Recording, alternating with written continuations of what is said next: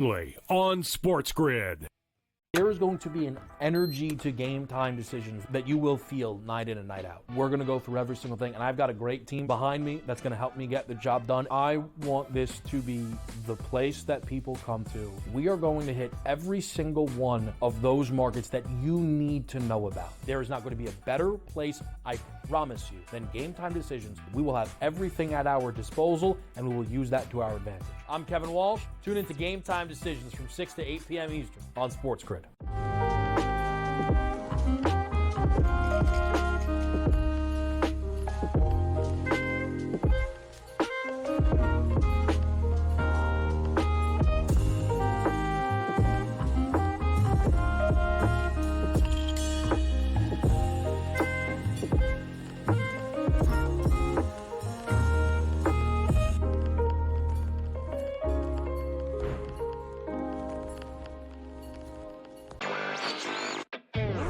Chicago is one of the top media markets in the country, so it makes some sense. But I got to tell you, Philadelphia, not far behind. Cleveland, Ohio, not far behind. I would guess that precedent is now set. They now would be paying, based on the last 12 months numbers, they'd be paying an additional $81.6 million in taxes. Newswire, only on SportsGrid.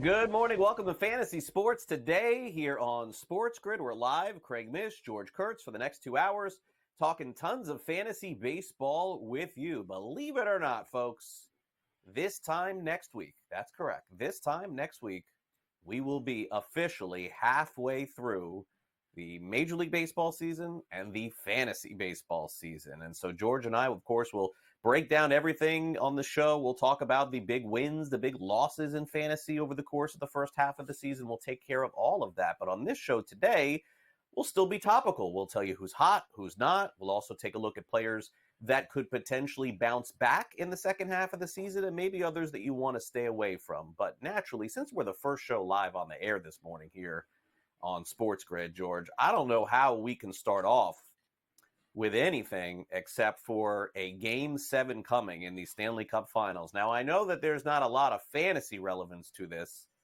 but I did not think that we would be here. Living in South Florida, the Panthers go up 3-0 on the Edmonton Oilers. Not unprecedented. Then they lose Game 1. They get blown out in Game 2 in Edmonton, or again, back here in South Florida. Last night, they lose again 5-1. And for the first time in like 70 years, the Oilers have done something that no other team has done. And everyone here, George, in South Florida, is sort of stunned. But I guess if there's any saving grace, they're going to come back for a Game 7, which basically is a dead spread here.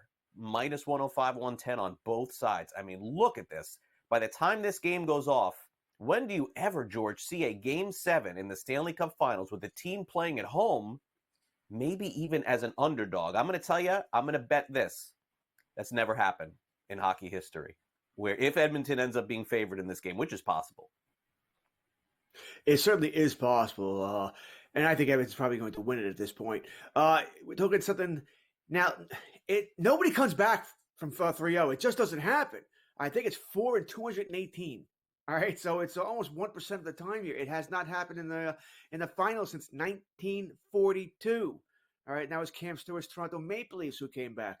Ironically, the Maple Leafs can't do anything in the playoffs now, but they came back 82 years ago to do this. It's probably not fair to Florida to say, oh, that you're choking here. Everything's been hot as all hell. McDavid's gone bananas, right?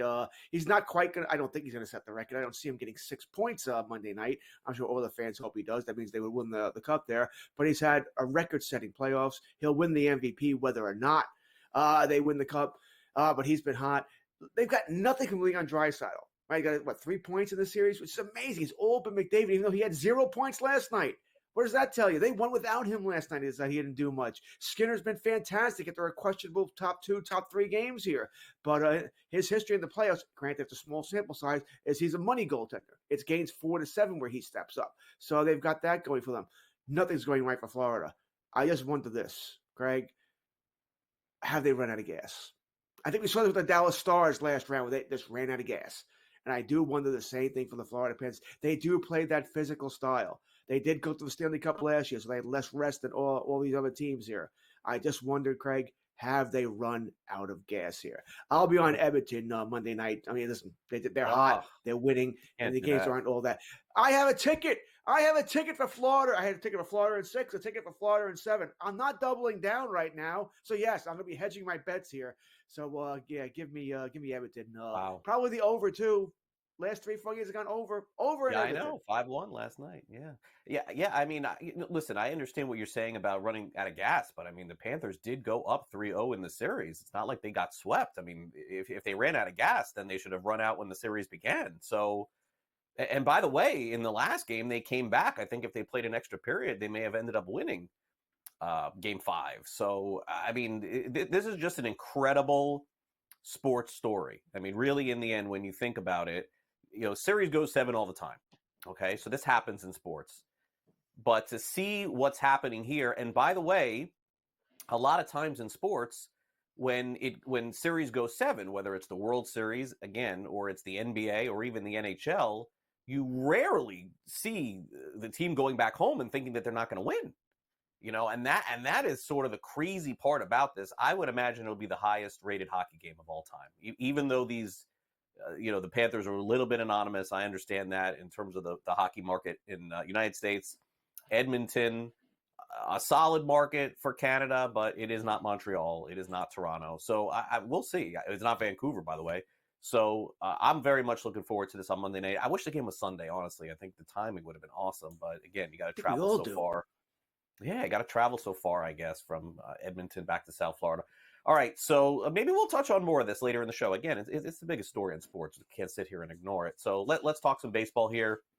And George is all upset because the Yankees all of a sudden have been crashing a little bit back down to earth. Let's get to our headlines here as we open up our baseball portion. The Diamondbacks take the rematch of the National League Championship Series last night, 5-4 in that one.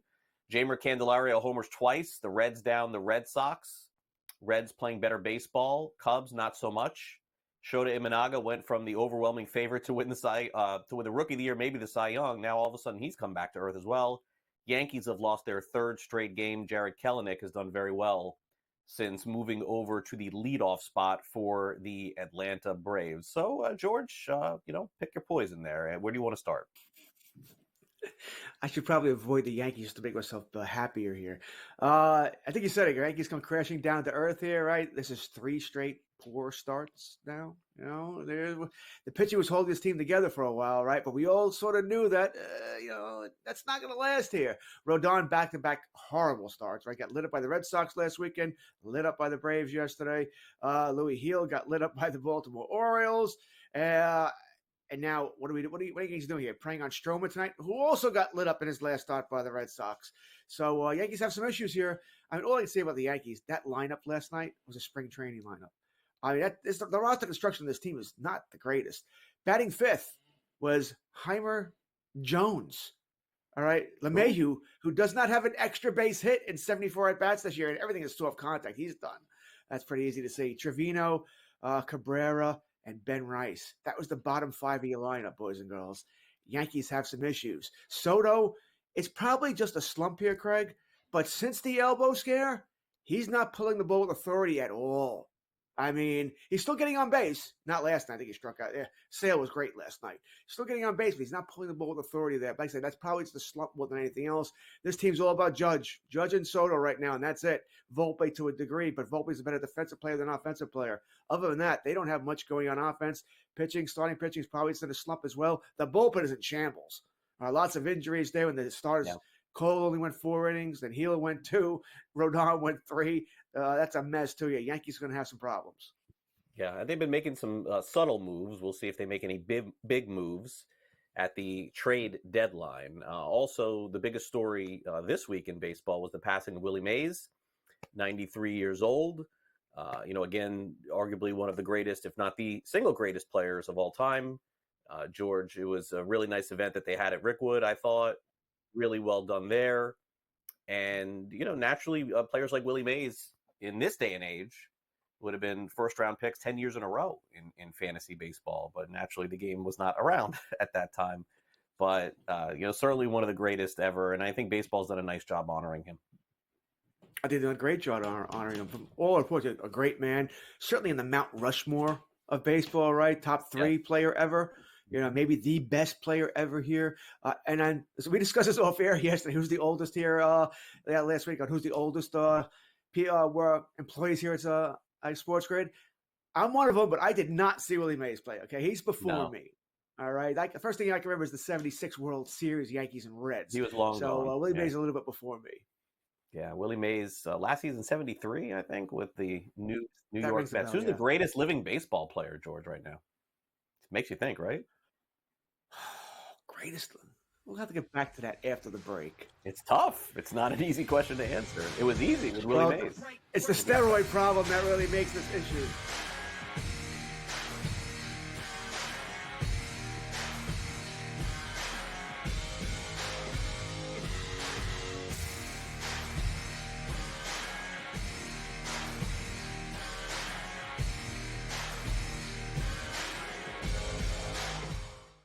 SportsGrid, your 24/7 sports wagering network. Fantasy sports today. Can it be a guy that's really useful in your fantasy rotation? I think the answer is yes. Game time decisions. I'm going to lose the bet because he's injured again. Betting above the rim. He's got a broke J. That's all there is to it. He's got no confidence in that jump shot. My thing you've always heard me say on the network is you're either winning or you're rebuilding. In-game live all access. Wondering when that was going to happen, and the answer is it just Sometimes did. The bigger guy will have the advantage. Well, if the little guy can move, Joe, it's hard to hit the little guy sometimes when you're a big boy, right? In-game live, prime time. 40-1, I'm going to take a little flyer on Justin Rose. In-game live, overtime. As you sit here and listen, watch right now, you may want to consider placing that bet. It's smarter to be on SportsGrid. He went bogey, double, par, birdie, bogey. Thomas Dietrich's all over the place here today. This golf course is so volatile where it can make you look like a fool in just a matter of minutes. And, you look at a guy like Thomas Dietrich. He's right there tied for the lead or whatever it was, and now he's like 4 or 5 over in the wink of an eye. In-game live, all access, only on SportsGrid. This new sports integrity partnership, Genius Sports, is involved in this. More protection. They said that's going to allow them to beef up their protection and add more integrity monitoring tools to essentially catch bad behavior before it happens. This comes, obviously, after a just ton of scandals we've had across sports betting lately, whether it's the MLB umpire, Pat Hobert. Newswire, only on SportsGrid.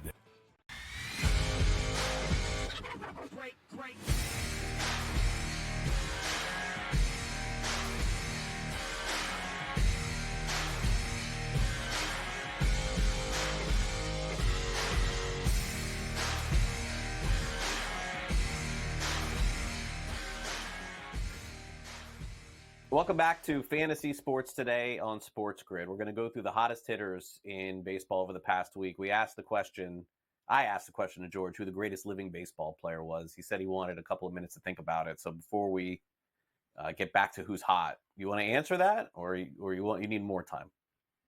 No, I'm good. I think the only question was the steroid people. Are we putting them in here? And listen, put them all I've changed my. Put everybody. Then Bonds would have to be in this conversation here, but I would probably still go Ken Griffey because he was a better such a better defensive player, right? Yes. So I think that would be Ken Griffey would be my answer to that question. Yeah, I think Ken Griffey Jr. as well. I agree with that. Okay, so the hottest hitters in baseball. We start off with the guy who I believe he hit a home run last night too. I mean, we're on early, but I think he hit a late home run last night too. I don't know if these stats incorporate that, but Shohei Ohtani, George, hit another one. 5 home runs, 11 RBIs, 1 stolen base. Not striking out at all. They don't have Mookie Betts. They don't have Walker Buehler. Doesn't matter. I mean, this guy, I mean, gosh, it's hard to say that any guy was worth $70 million, but it's like if there ever was a player that was, it was him. I mean, can you imagine, George? I mean, it's hard to believe this guy is a pitcher. We haven't even seen him pitch this year. He's so good as a pitcher, too. He's going to pitch next year and hit like this? I mean, how there's even a debate that this guy doesn't win the MVP every year is insane to me. Like, how can there even be a discussion? Oh, we know why, because people get bored. Right? How didn't Brady win more MVPs? How didn't Trout win more MVPs? Right? They just get bored. How did Belichick win Coach of the Year? 455 feet yesterday was his home run, a dead center against the Angels. And we all knew it was coming, by the way. Did anybody not have the Ohtani anytime home run prop yesterday?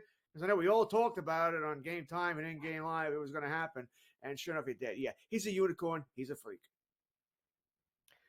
Ian Happ is also hot. The Cubs are feeling the effects of not winning as much in June as they did in April and May. Happ has 3 home runs, 8 runs driven in, hitting .435. Very solid fantasy player, by the way, underrated to a degree.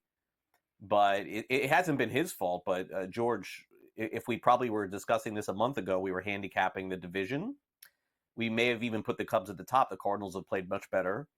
And right now they're winning and losing some around 500. I think the whole division is around 500 except for Milwaukee. Sort of shocking to see the Cubs falling down, right? Like maybe below the Pirates at the end of the year too. I didn't see that.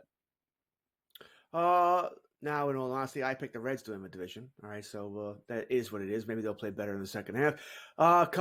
It's not a good time in Chicagoland, right? The Cubs are, I guess, underperforming. The White Sox are, I don't know, I guess performing how we thought they would perform. So, just bad times there. I like Hop, but he's inconsistent. He's a hot guy. Right now he's hot. You want him. Right. If you can guess right, especially in a weekly lineup league, and get him out of your lineup that week where he's not going to hit, hey, all the better here. But he's a ball player. I think he's a solid ball player. Probably not going to win you your fantasy league, but can help you. Just got to pick the right times. Yep, agreed. Hunter Brown has been great for the Houston Astros. Honestly, if there was a pitcher on their staff, him and Blanco, I mean, it's really a credit to the Astros that they've been able to stay in this thing with all the injuries that they have. Verlander just placed on the injured list. But Hunter Brown, I would imagine one of those players that even if Houston decides, hey, look, this just isn't our year, he's going to stick around.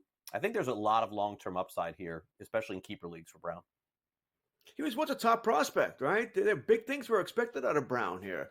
So, yeah, I think he stays there. Although, we're hearing rumors here that they might trade anyone but Tucker, right? Your boy Tucker. He's the number 1 overall pick next year in fantasy. That Alvarez could be on the market, and Bregman could be on Bregman. I would understand. Bregman's a free agent, so. Yes, I understand that. I'm not trading Alvarez, by the way. I guess you got to see what you get back for him. But you said it earlier. I mean, their pitching staff, someone pulled that thread, and ain't nobody staying healthy there. So they've got all sorts of issues. But Brown, we'll see if Brown can become that guy they thought he would become. Yeah, no, it's true. And we'll see what Houston decides to do. All right, meanwhile, the Diamondbacks, again, another team that probably is a little bit under the expectations that they had. But, pitching, they've been filling it in. Gallen's been hurt. Ryan Nelson, last 2 starts, 13 innings, 10 strikeouts, 3 earned runs. Ryan Nelson, probably, George, is like your 5th best starter on a baseball team and a nice fantasy streamer when guys go down. And so I think you got to play matchups with this player in particular. It's funny. I like it when you were on the same page. Because right when Nelson came up, the first thing I'm thinking of, streamer. The guy, he's hot right now, so sure, he gets a little – maybe he's a tick above streamer right now because he's hot, and I put him in next week, but he's not a guy I'm going to trust because this is a guy I was picking against early in the season. All right, Nelson, let's take the over in this game. That sort of thing. So he's hot right now, so I give him a little bit more love here, but not someone I'm going to rely on. Yeah, would agree. Did you watch any of that game in Birmingham, by the way? Did you catch any of that? Yes, I think I was also on air at the same time, so it was tough. But I like that sort of stuff when they play in the weird ballparks. They have the cornfields and now Ricketts Field. So, yeah, although there were some home runs. That's the one Wilson Ramos hit. I still don't know how that got out. Yeah, Ramos just hit a ball up in the air, and it just kept flying and flying and flying. I remember my son said to me, he's like, how is that a home run? I'm like, I don't know. I mean, I guess it is. But if you look at that field in Birmingham, I was talking to somebody about this. It used to be one of the biggest fields, not just in the Negro Leagues, but then in the minor leagues as well, those wooden fences in the outfield. And then they moved them in significantly to make it like more fair. And George, I don't think a lot of people realize that back in the day, a lot of the parks were a lot bigger than they were smaller, meaning that for every 10 ballparks that were out there, minor league, major league, 6 or 7 were on the bigger side and the others were on the smaller side. Then they started building these major league ballparks, these new stadiums, and they're like, yeah, people like to see runs, right? So it makes sense. Absolutely makes sense here. We've heard rumors back in the day that they used to count home runs that bounced over the wall and stuff like that. That it was always interesting. I think one of the most intriguing parts was Reggie Jackson's speech, right? At Ricketts Field. That was hard hitting. Reggie Jackson, ex-Yankee there, and I'm not the biggest Reggie Jackson fan. He was an I me guy with the Yankees. Granted, they don't win without him, but that speech was something else. Good for Reggie. All right. We'll take a quick break here on the show. Coming up next, we went through the hot players. We'll go through the cold players next. You're watching Fantasy Sports Today here on SportsGrid. Craig Mish and George Kurtz. We're back after these quick messages right after this. Don't go away. Great.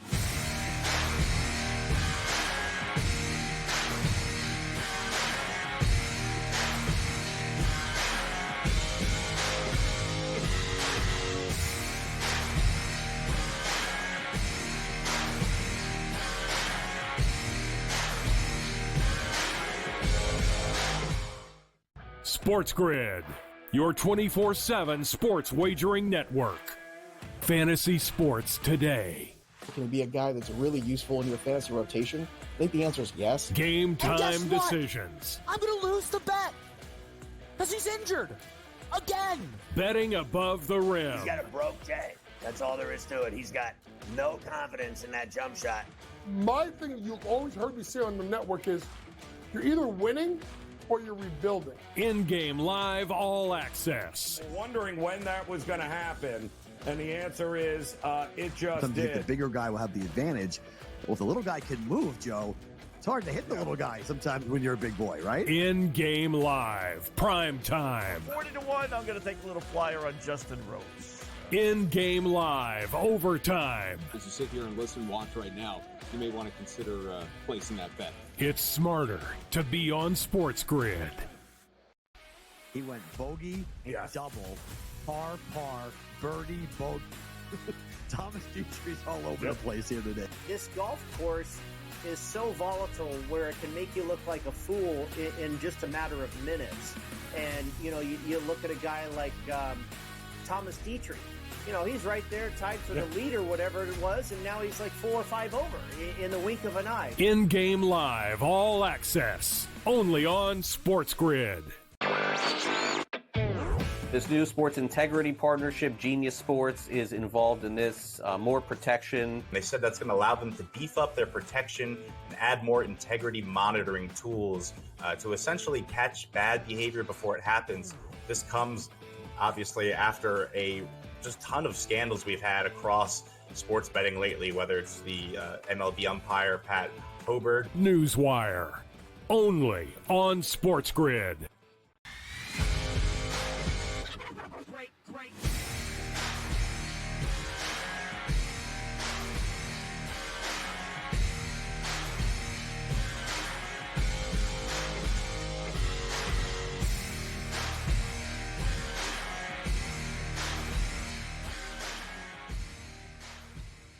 Welcome back to Fantasy Sports Today here on SportsGrid. We're going to go through some players on the cold side. We just did the hot side. And, truth be told, a lot of these names, there's really not much you can do. I mean, you're going to keep playing them because, again, some bigger names on the colder side.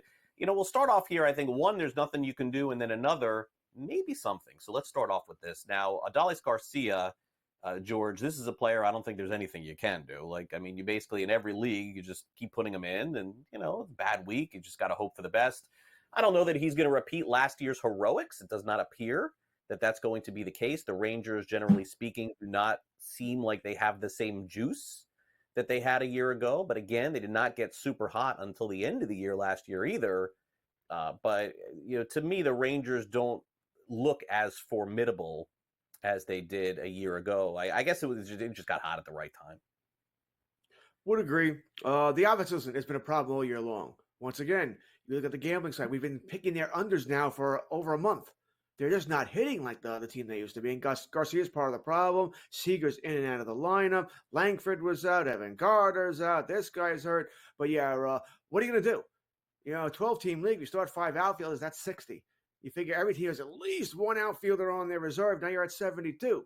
You know, it's only 30 baseball teams, 3 starting outfielders. That's 90 outfielders. We just don't have enough. Maybe you can put him on your bench. Maybe you have your reserve outfielder is a decent guy here. But odds are you got to eat it. You know, he's got to eat it and hope this guy figures it out eventually. It's a long season in baseball. Everyone goes through slumps. Yes, Garcia's been a little bit more maybe than a slump now. You're a little bit worried that, oh, God, what's going on here? But like I said, it's going to be hard to replace this guy.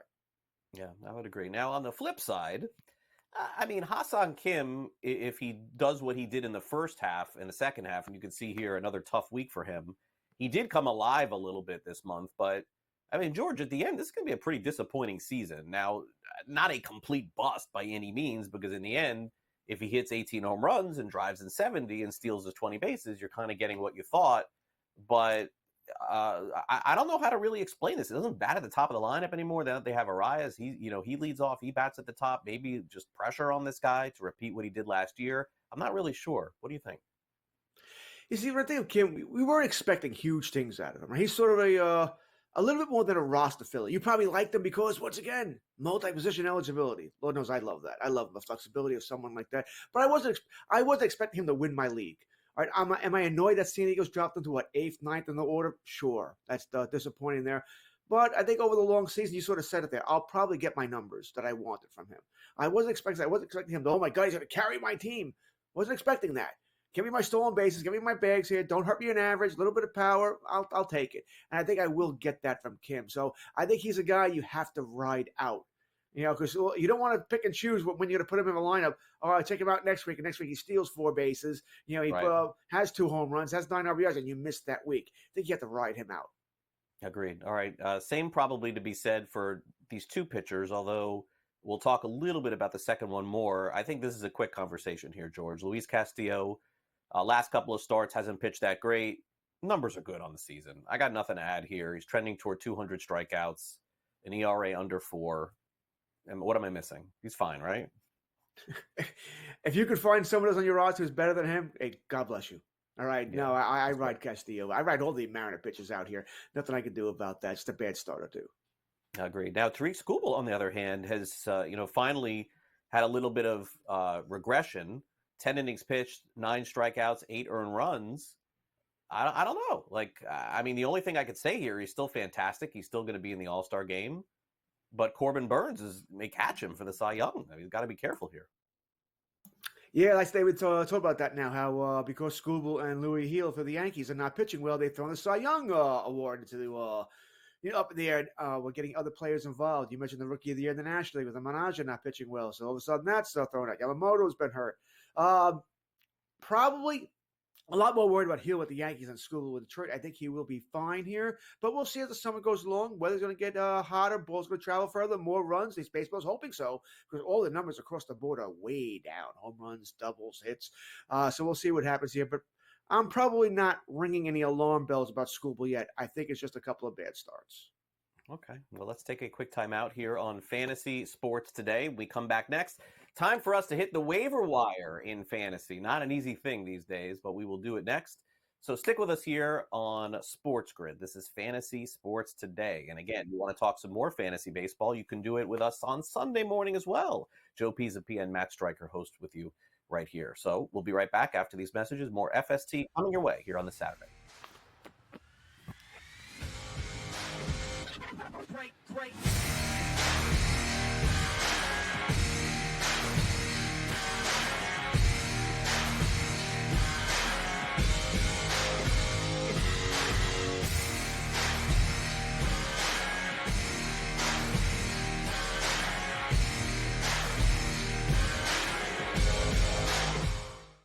SportsGrid, your 24/7 sports wagering network.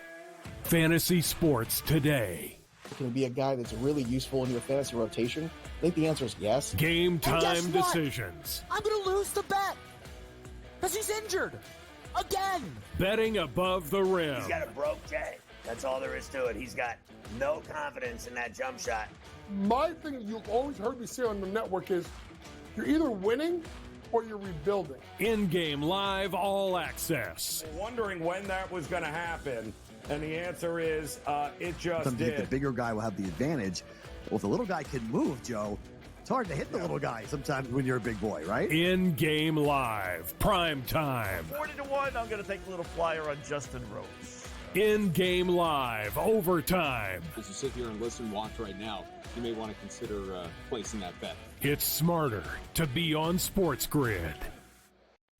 He went bogey, double, par, birdie, bogey. Thomas Dietrich's all over the place here today. This golf course is so volatile where it can make you look like a fool in just a matter of minutes. And, you know, you look at a guy like Thomas Dietrich.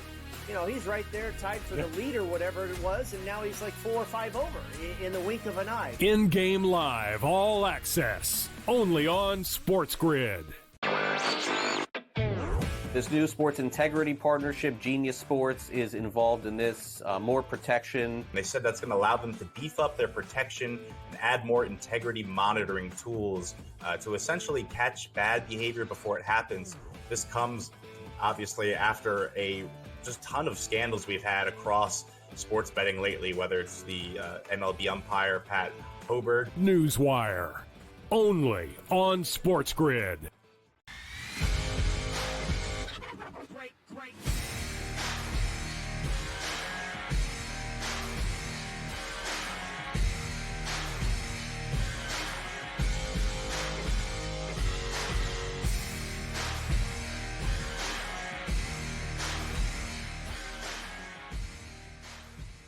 Welcome back to Fantasy Sports Today here on SportsGrid. It's getting tougher and tougher to head to that waiver wire and pick up players in fantasy baseball, but that's what we're here to do. George and I here with you. And you know, a lot of our focus today is probably more so, I think, in the 12-team league format. George, let's get started here. Colorado Rockies, boy, they've had some players come up and down. I saw Brendan Rodgers just activated. I got Bryant back on the injury list again. You know, Nolan Jones has been out. I mean, look, the Rockies are, if not the worst team in the National League, they're one of them, but they do have some diamonds in the rough. Let's talk about Brenton Doyle, who has 18 stolen bases on the season, and surprisingly is only 44% owned in fantasy league. 6 home runs, 23 runs driven in. He does strike out a lot, but clear path to playing time. Really good defender as well. So my guess is the Rocks keep playing him. Yeah, I mean, you know, sometimes I look at these guys like Brandon Doyle's only 44% owned. I know the numbers are correct. I'm like, where are these leagues? Because none of the leagues I play in. All right, he's long gone. Been gone for weeks, if not a month there. Yes, you should be going out and getting him.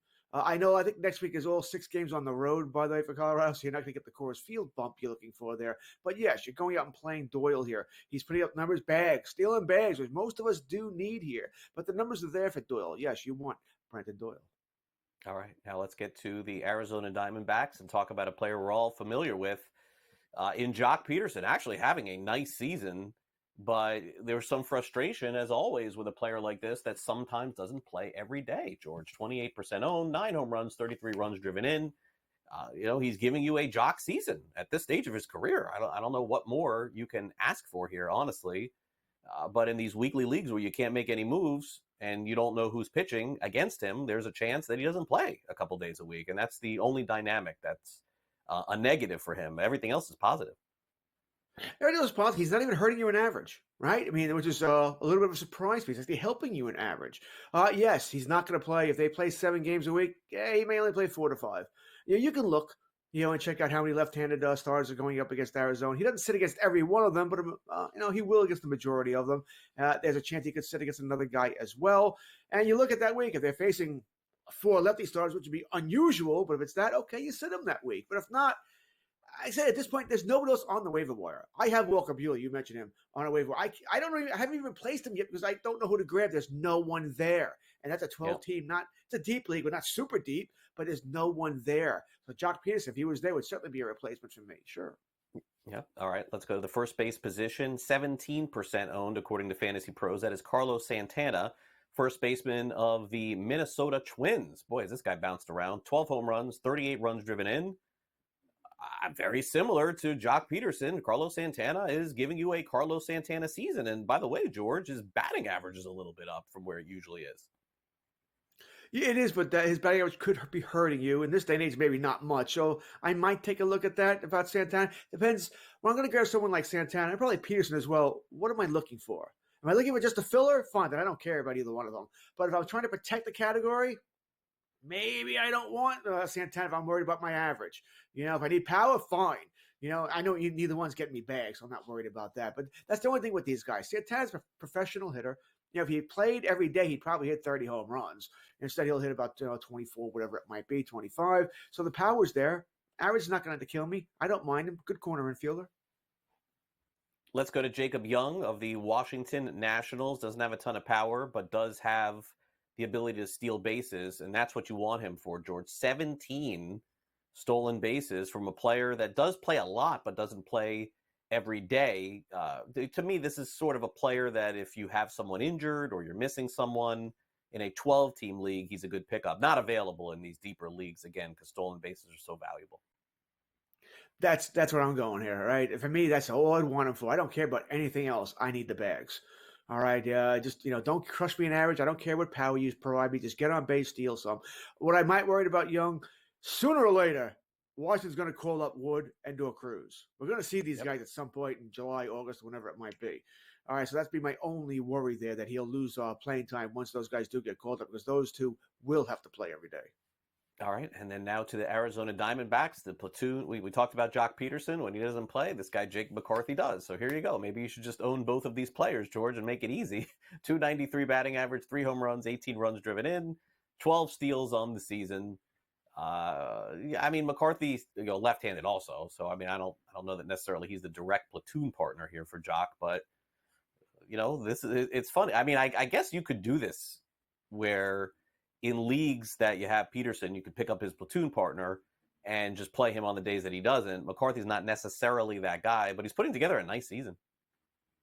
He was once not the prospect Carroll was, but a prospect where they were wondering if he was going to be a player here. I don't think they've given him enough opportunities, to really be that guy. Or maybe they see something like this, he's not going to be an everyday player, that sort of thing. I would like to see them give him more of an everyday shot here. But I think what you said is true. If you're in a daily lineup league, you can pick and choose, right? You'll see the lineup, and there you go. Yes, you have to work at it. That's why daily lineup leagues aren't as popular as people who have to pay attention, God forbid.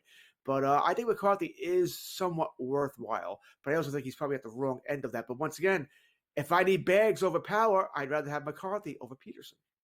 Yeah, no, that's fair. Now, in terms of your leagues, George, at this stage, halfway through, where are you at? Do you feel like you have a chance at winning any of these? A chance, sure. The league I care about most is my home league, right? Because that's my brother, my other family members, friends, and we get on each other. Now, I won last year, and I'm not patting myself on the back, but I had to trade everybody. We trade for draft picks. So I don't think I had a pick. I had 2 picks in the first 8 rounds. So I'm still in 5th place. I'm actually okay. But in this league, I'll probably have to trade away players to get draft picks for next year. So not doing well there. Another league, I'm in 2nd place. Some leagues I'm doing well, some leagues not well. Craig, this has been all about injuries. I'm no different. I am frustrated because every week someone goes on the IL. There is one league. We have unlimited IL slots. I think I have 13 guys on the IL. Wow. And I want to just...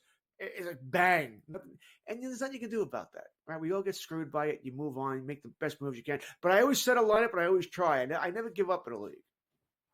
Yeah, no, look, I think you got to play to the end here. And, I wonder if it would be best for fantasy leagues at this point. Because I know that there's some people that are watching us. You may be the commissioner of a fantasy baseball league, and you're like, yeah, I got, several teams, 5-6 teams that are just done. They're out of it. And that's why, George, I think all leagues have to have some form of keeper nature.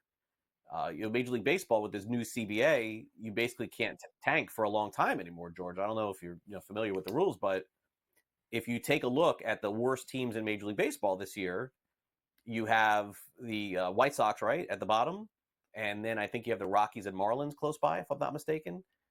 The White Sox cannot participate in the lottery this year because of the new CBA and the market share and the revenue sharing that they have involved. They cannot. Oakland has been in the lottery the last couple of years. They're not allowed in the lottery too. I wonder if there is some way to help that out with fantasy leagues to get people to play to the end, some sort of reward at the end too. What we do in all my home leagues, baseball, hockey, football, is if the top three finish with the money.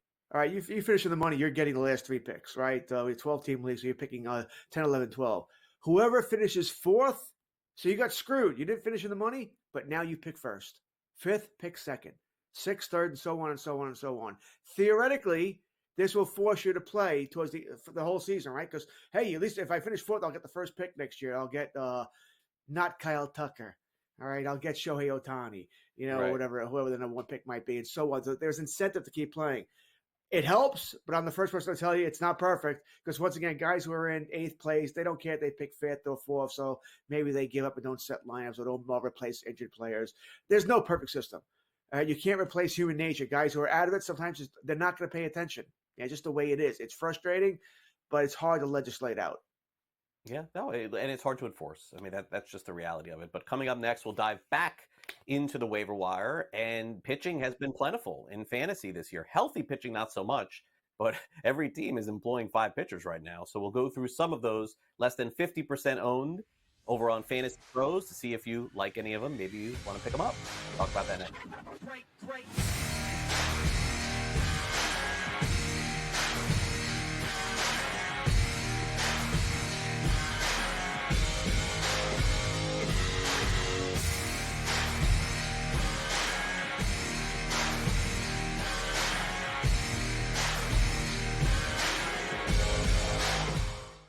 SportsGrid, your 24/7 sports wagering network. Fantasy sports today. Can it be a guy that's really useful in your fantasy rotation? I think the answer is yes. Game And guess time what? decisions. I'm going to lose the bet because he's injured again. Betting above the rim. He's got a broke J. That's all there is to it. He's got no confidence in that jump shot. My thing you've always heard me say on the network is you're either winning or you're rebuilding. In-game live all access. Wondering when that was going to happen, and the answer is it just Sometimes did. the bigger guy will have the advantage.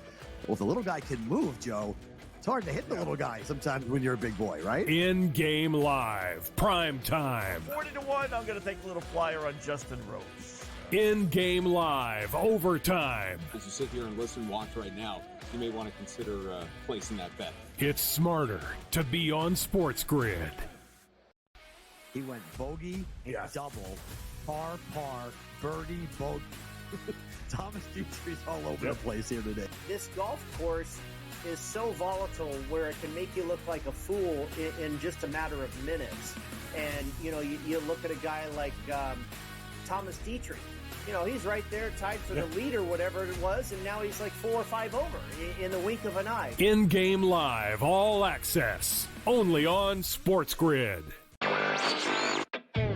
This new sports integrity partnership, Genius Sports, is involved in this. More protection. They said that's going to allow them to beef up their protection and add more integrity monitoring tools to essentially catch bad behavior before it happens.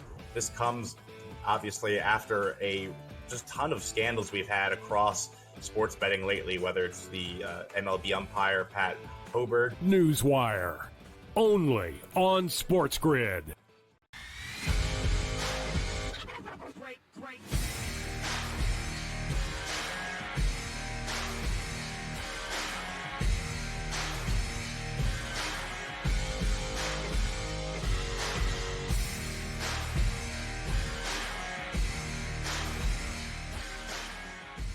Welcome back to Fantasy Sports Today. Time to take a look at the waiver wire for pitchers in fantasy baseball, less than 50% owned in fantasy leagues. The Philadelphia Phillies start off every season, it seems like, with a couple of aces in Zach Wheeler and Aaron Nola. This season, it has not only been them, it's also been Ranger Suarez, and it's also been the player we're going to talk about here in Christopher Sanchez. Maybe predominantly the reason why the Phillies are playing so well is because not the hitting is great, of course, but the pitching has been great too. Sanchez, 77 innings, an ERA under 3, 66 strikeouts. And as the season goes on, I mean, it feels like, George, this guy's a must-own. I mean, the Phillies are going to run into some really bad teams, and they're going to be one of the better teams if you're still counting wins. I mean, I understand this guy doesn't strike out maybe as much as some others and doesn't get that deep into games, but give me this guy all day long. I don't know. Now I haven't checked the schedule here, but we know the Phillies in their first 60 games only played 3 games against winning teams. Well, I'm going to actually go. The schedule's probably got to get harder. It has to get harder. All right, then the weather is warming up. That ballpark is a bandbox. All right, I just think that he's going to have some issues here.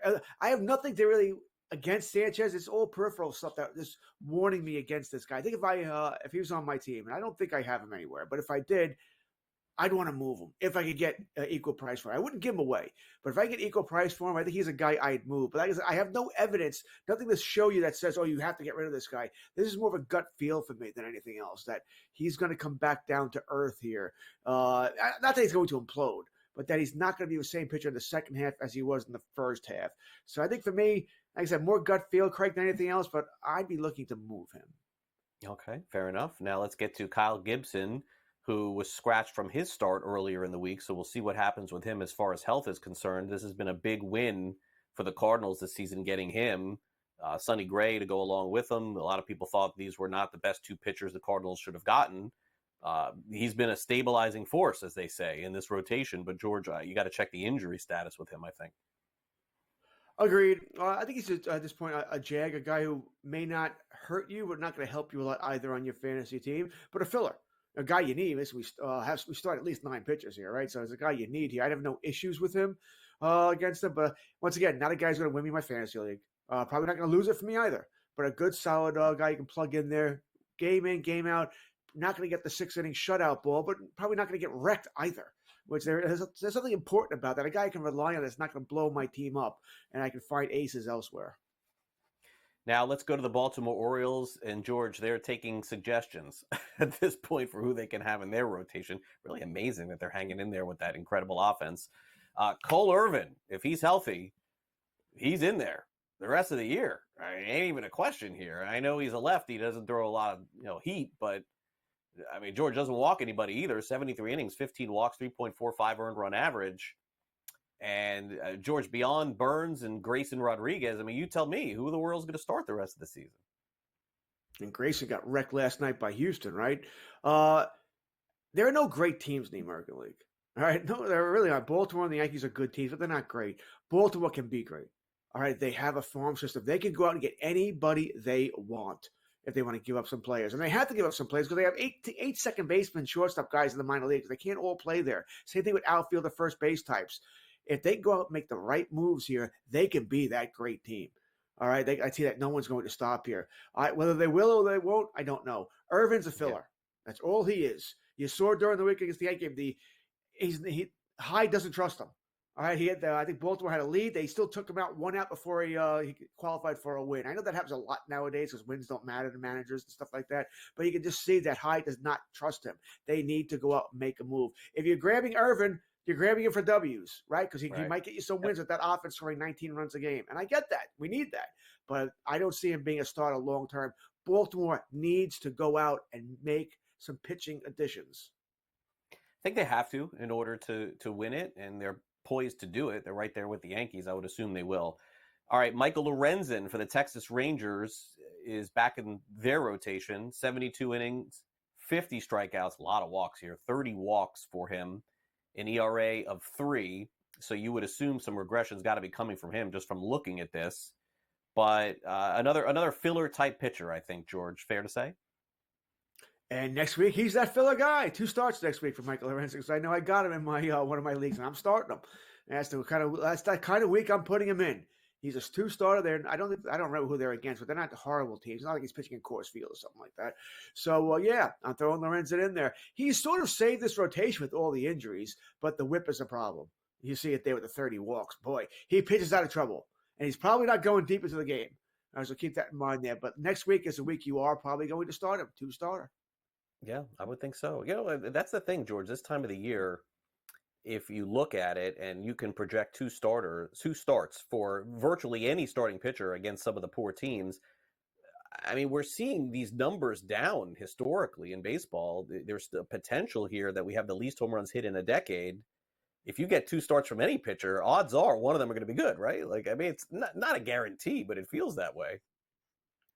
I mean, the numbers across baseball are really bad. Home runs are down, doubles are down, hits are down, average is down here.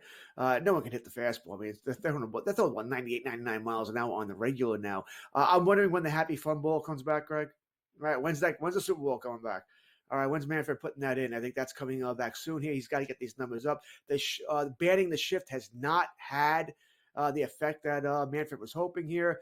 I think what's next, by the way, as silly as it's going to be, is outfielders are not going to be allowed to play as deep anymore because that's what's taking away doubles. All right, these guys run like the wind and they catch everything.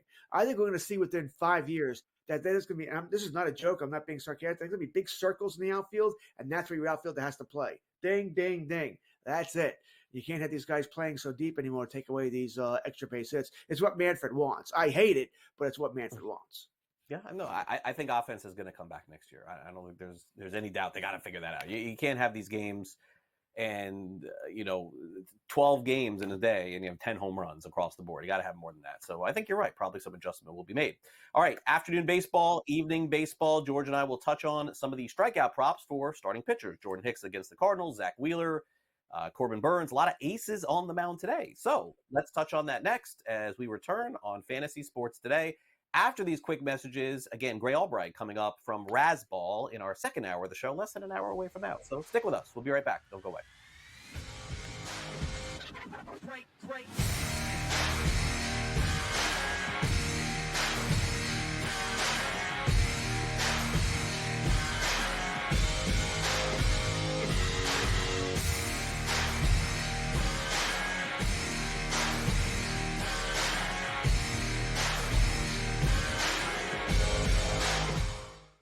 SportsGrid, your 24/7 sports wagering network.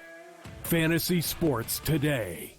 Can he be a guy that's really useful in your fantasy rotation? I think the answer is yes. Game time decisions. I'm going to lose the bet because he's injured again.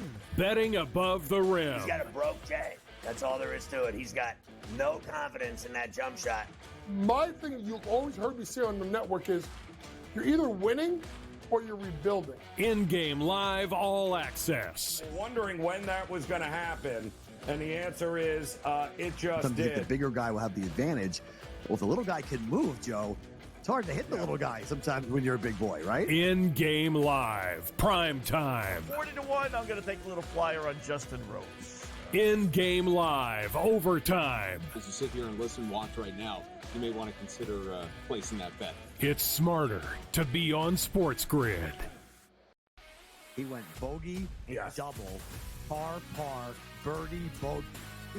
Thomas Dietrich's all over the place here today. This golf course is so volatile where it can make you look like a fool in just a matter of minutes. And, you look at a guy like Thomas Dietrich. He's right there tied for the lead or whatever it was, and now he's like 4 or 5 over in the wink of an eye. In-game live, all access, only on SportsGrid. This new sports integrity partnership, Genius Sports, is involved in this. More protection. They said that's going to allow them to beef up their protection and add more integrity monitoring tools to essentially catch bad behavior before it happens.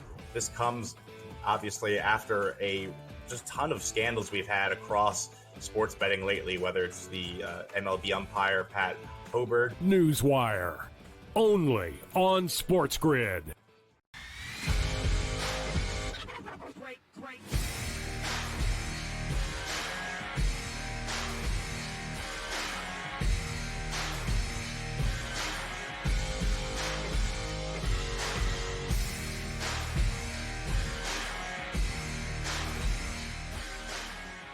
Wow, we have some news here on the show today. I didn't think that would happen at 9. Well, it's 9:54 here on the East. I'm on the East. I live in Florida. George lives in New York. Christopher Sanchez, who George just crapped all over there in the last segment, signs a new 4-year contract extension. Why are you putting your shoulders up? You did. I did not crap all over. I just said I think regression is coming. I would look to trade him. I don't know.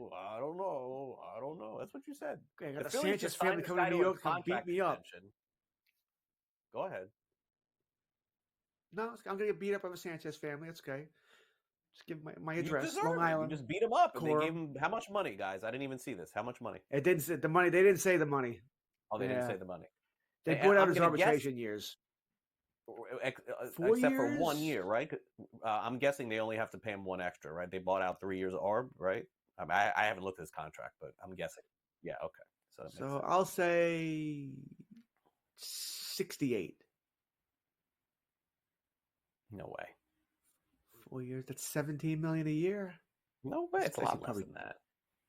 What was he going to get paid in ARB this year? 3 billion? 4? It's going to be 40 Oh, give a million. number. Come on.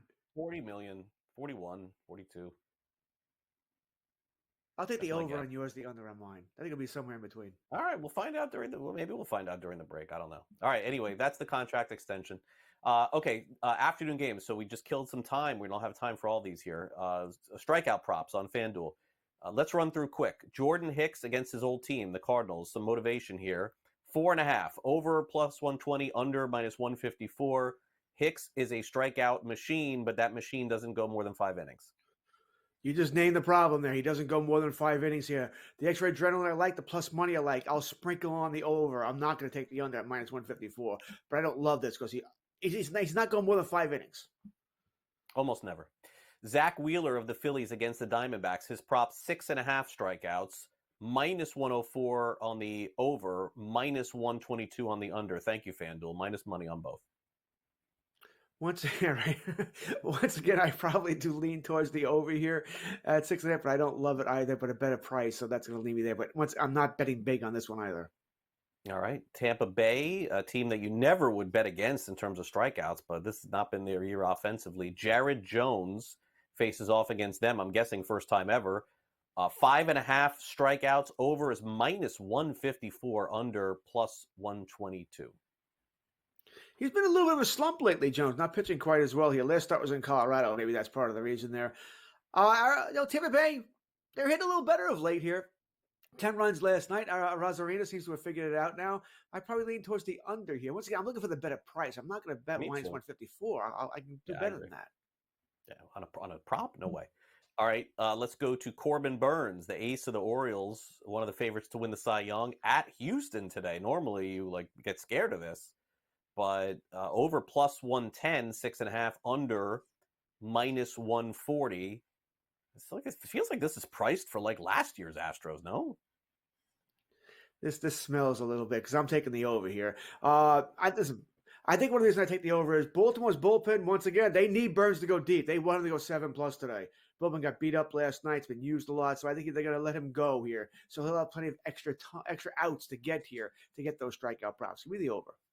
All right, finally, the game George will have on his television while he's working here doing something.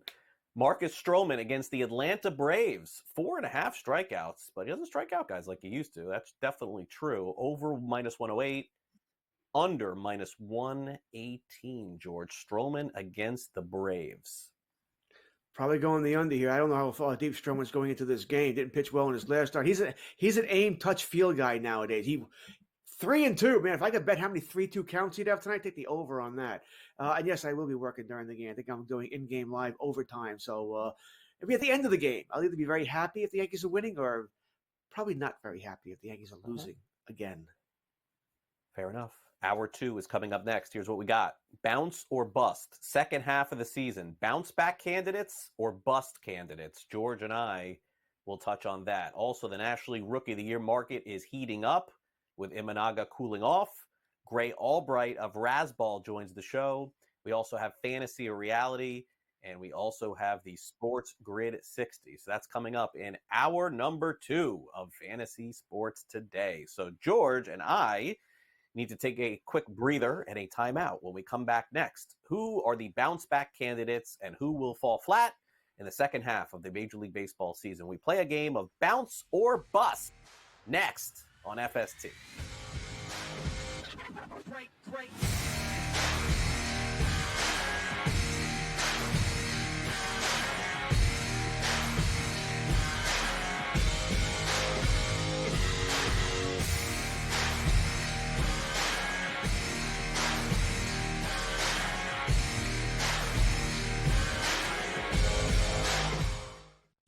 SportsGrid, your 24/7 sports wagering network.